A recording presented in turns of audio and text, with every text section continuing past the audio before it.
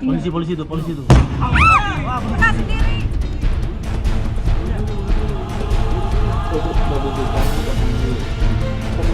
Dharmaslan Plaza. Should you decide to exit the building?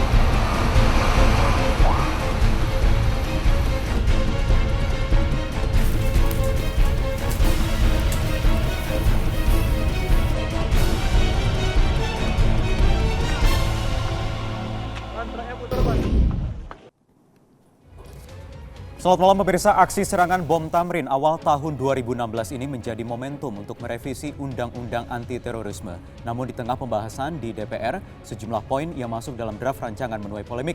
Salah satunya adalah pelibatan TNI dalam pemberantasan tindak pidana terorisme. Lantas perlukah militer sebagai unsur pertahanan negara hadir dalam hal ini? Prime Time News akan mengulasnya malam hari ini bersama saya, Wahyu Wiwoho.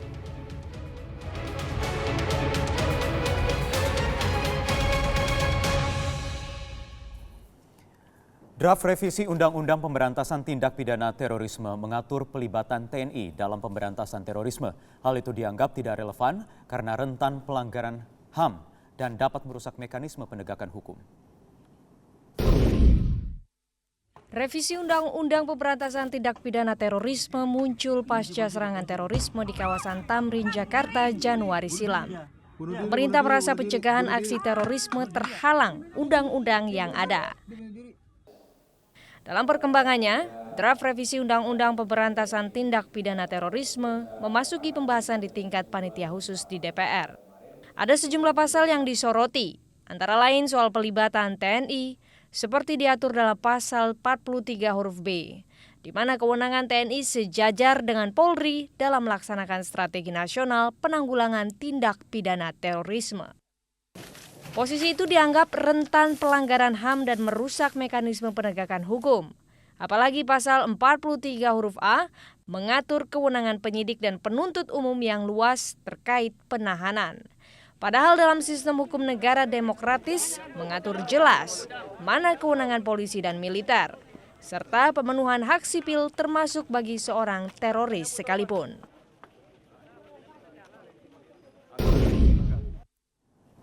Ya, lalu poin krusial apa saja yang menjadi polemik dari upaya revisi Undang-Undang Anti-Terorisme ini? Berikut pemaparan yang akan disampaikan oleh rekan saya Rifai Pamune. Silakan Rifai. Wahyu Wiwoho, Undang-Undang Anti-Terorisme ini atau nomenklaturnya seperti yang sudah Anda sebutkan adalah Undang-Undang Pemberantasan Tindak Pidana Terorisme telah dimiliki oleh Negara Kesatuan Republik Indonesia sejak tahun 2003 atau bisa kita sebutkan termaktub dalam Undang-Undang Nomor 15 Tahun 2003. 13 tahun berjalan, kemudian tepat di awal tahun 2016 ini sekitar bulan Februari dan juga bulan Maret 2016 kemudian pemerintah di mana ada DPR RI di sana kemudian menyepakati sedianya ada revisi untuk Undang-Undang Nomor 15 Tahun 2003 tentang anti-terorisme selepas dari peristiwa ledakan bom bunuh diri yang terjadi di wilayah Tamrin, Jakarta. Namun dalam upaya untuk meneliti dari draft yang merupakan inisiatif dari pemerintah ini, banyak sekali kemudian muncul pro dan kontra. Pasal-pasal krusial tersebut kita akan tunjukkan bersama-sama kepada pemirsa, mulai dari pencegahan dan juga nanti ada penindakan. Dalam pencegahan ini yang paling penting kita lihat juga ada poin tentang penataan konsep deradikalisasi agar tidak menyalahi hak asasi manusia. Yang menarik juga bahwa ketika warga negara Indonesia melakukan perjalanan menuju ke sejumlah wilayah konflik di luar negeri seperti halnya Suriah, masyarakat akan diawasi lebih ketat oleh negara.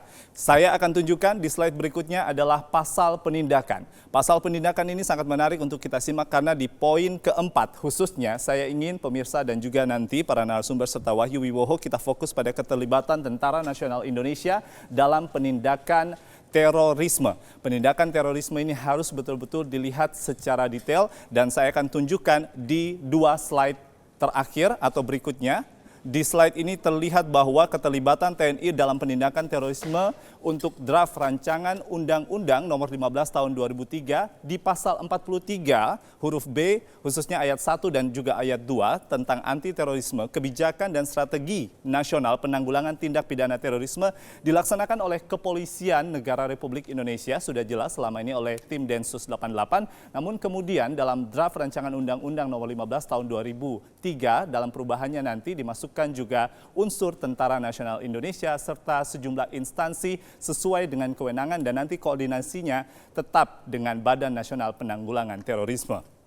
Namun, muncul pro dan kontra, salah satunya dari para pemerhati hak asasi manusia yang menyebutkan sedianya untuk Tentara Nasional Indonesia sudah bisa melibatkan diri dalam penanganan tindakan terorisme karena sudah termaktub dalam Undang-Undang tentang Tentara Nasional Indonesia, khususnya di pasal 7 ayat 2 Undang-Undang nomor 34 tahun 2004. Saya tunjukkan beberapa poin saja di antaranya. Sebenarnya untuk tugas pokok TNI itu dilakukan untuk operasi militer dalam perang dan juga di luar perang atau selain perang. Namun ada 14 poin sedianya. Nah, saya akan tunjukkan 3 saja, yaitu mengatasi gerakan separatis bersenjata, termasuk mengatasi pemberontakan bersenjata dan juga mengatasi aksi terorisme. Jadi sudah jelas di sini. Dan terakhir, menarik saya informasi bahwa saya akan tunjukkan sedikit mengapa ada simbol negara atau simbol dari bendera negara Amerika Serikat di sini, dan juga kita lihat di sini ada sebuah foto yang menunjukkan peristiwa 11 September 2001 di mana pada saat itu di titik inilah Amerika Serikat kemudian Wahyu Wibowo dan juga pemirsa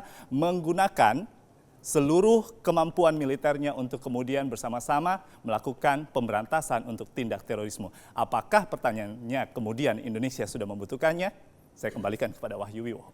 Oke, baik, terima kasih Rifai Pamoni atas pemaparan yang Anda sampaikan tadi. Pemirsa, lantas sebenarnya seberapa mendesak untuk melibatkan TNI dalam pemberantasan tindak pidana terorisme? Saya akan bahas langsung dengan sejumlah narasumber yang sudah hadir di studio Prime Time News malam hari ini. Yang pertama ada Deputi 3 Bidang Kerjasama Internasional Badan Nasional Penanggulangan Terorisme, Irjen Polisi Petrus Golose. Selamat malam, Pak Petrus. Terima kasih sudah hadir. Dan juga ada peneliti LIPI, Ikrar Nusa Bakti. Selamat malam, Pak Ikrar. Malam. Dan juga ada anggota panitia khusus rancangan undang-undang anti terorisme di DPR, ada Pak Martin Huta Barat. Selamat malam. Pak Martin, apa kabar? Saya ingin langsung ke Anda, Pak Martin. Ada usulan ini, wacana ini, draftnya juga sudah tersusun, sudah sampai di DPR, dibahas dalam Pansus Gabungan Komisi 1 dan 3. Suara teman-teman DPR terkait polemik inilah paling tidak, pelibatan unsur TNI atau mungkin mewakili fraksi Anda, Gerindra. Kan sebenarnya teroris ini adalah satu kejahatan luar biasa yang mengancam kepada kemanusiaan dan terhadap keselamatan negara. Oleh karena itu seluruh komponen harus kita libatkan untuk melawan teroris ini.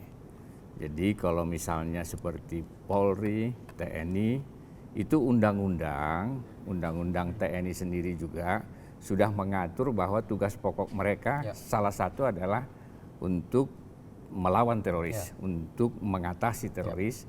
Jadi bukan hanya operasi militer dalam keadaan perang saja, tetapi di luar itu salah satu tugas TNI juga adalah untuk memberantas teroris.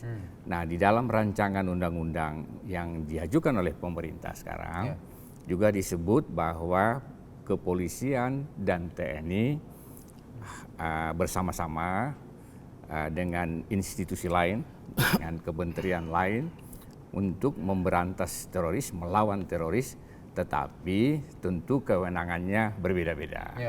Tidak sama antara peranan yang dilakukan oleh kepolisian dengan yang dilakukan oleh TNI. Tapi kalau misalnya seperti merasa harus atau perlu lagi diperkuat dalam undang-undang anti terorisme? Saya kira harus kita sinergikan, bukan soal masalah memperkuat, memperlemah, tapi mensinergikan. Seperti misalnya kita lihat barusan terjadi di Istanbul, Turki, di mana airportnya diserang oleh teroris. Kita lihat beberapa waktu yang lalu baru saja di Belgia, airportnya diserang. Di Paris juga stadionnya begitu. Jadi kalau udah menghadapi ancaman di lapangan terbang, misalnya pesawat terbang dibajak, itu sudah peranan tentara yang masuk ke sana. Karena mereka memang sudah dilatih untuk menghadapi ancaman-ancaman besar seperti itu. Baik, tahan sebentar Pak Martin, nanti kita harus kembali. Saya ingin tanyakan juga ke Pak Petrus Golose, juga lama juga menangani kasus-kasus terorisme di Densus juga. Bagaimana kira-kira BNPT paling tidak sebagai pusat pengendali krisis ketika terjadi ada aksi terorisme melihat wacana ini bergulir saat ini di DPR. Tahan sebentar Pak, kita lanjutkan usai jeda berikut ini di Prime Time News.